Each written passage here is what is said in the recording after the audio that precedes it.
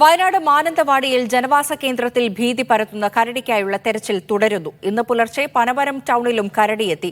ദിവസങ്ങൾ പിന്നിട്ടിട്ടും കരടിയെ പിടികൂടാൻ കഴിയാത്തതിൽ കടുത്ത ആശങ്കയിലാണ് പ്രദേശവാസികൾ. ദിവസങ്ങളായി ജനവാസ കേന്ദ്രത്തിൽ തുടരുന്ന കരടിക്കായുള്ള തെരച്ചിൽ തുടരുന്നതിനിടെ ഇന്നലെ രാത്രിയും ജനങ്ങൾ കരടിയെ കണ്ടു. പനമരം ചേരിയംകൊല്ലി മാങ്കാണിയിലെ കുറിച്യ തറവാട്ടിലെത്തിയ കരടി വീട്ടിൽ നിന്ന് പഞ്ചസാര കവർന്നു. ഞാൻ റൂമിൽ കിടക്കായിരുന്നു. അപ്പോൾ ആ ടൈമില് എന്തൊരു സൗണ്ട് കേട്ടു.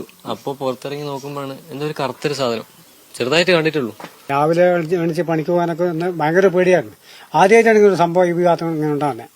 എന്താ സംഭവിക്കുന്ന പറയാൻ പറ്റില്ലല്ലോ. അത് കാരണം എല്ലാരും റൂമിൽ തന്നെ ഇരിക്കാണ്ട്. രാത്രി ആരും ഉറങ്ങിയിട്ടില്ല കാര്യമായിട്ട്.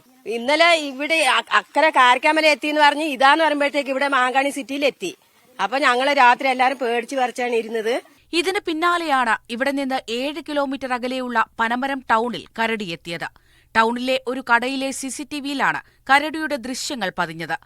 ജനവാസ കേന്ദ്രത്തിൽ കരടിയിറങ്ങി ദിവസങ്ങൾ പിന്നിട്ടെങ്കിലും ഇന്നലെ ആദ്യമായി നാട്ടുകാർ പകൽ വെളിച്ചത്തിൽ കരടിയെ കണ്ടിരുന്നു. ബൈക്കുവെടി വിദഗ്ധരും RRT അംഗങ്ങളും അടക്കമുള്ള വനപാലക സംഘം സ്ഥലത്തെത്തിയെങ്കിലും കരടി പ്രദേശത്തെ തോട്ടത്തിലേക്ക് ഓടിമറഞ്ഞു.